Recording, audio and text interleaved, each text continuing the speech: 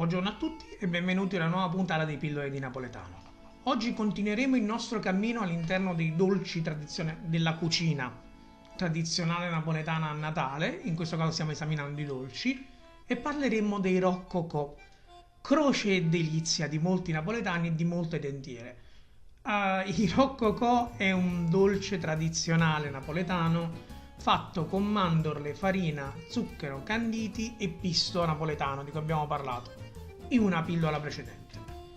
È un dolce fatto a forno, è una forma molto tondeggiante che sembra una ciambella schiacciata praticamente.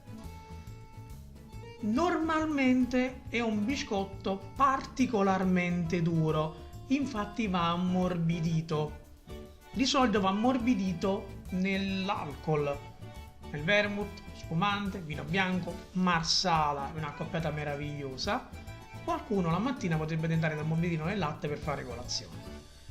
L'origine del nome è dal francese, da rocaille, per via della forma tondeggiante che somiglia a quella di una conchiglia. E nasce nel 1320 per opera delle monache del Real Convento della Maddalena.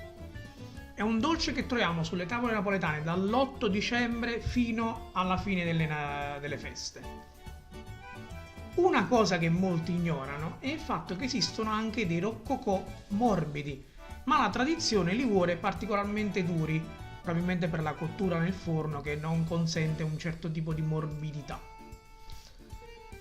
Detto questo, io vi saluto, vi ringrazio come al solito per l'attenzione, vi rimando a una prossima puntata di Pillole di Napoletani in cui esamineremo l'ultimo dolce che ci è rimasto, ovvero il susamiello, e come si dice sempre a Napoli, ciao Barim!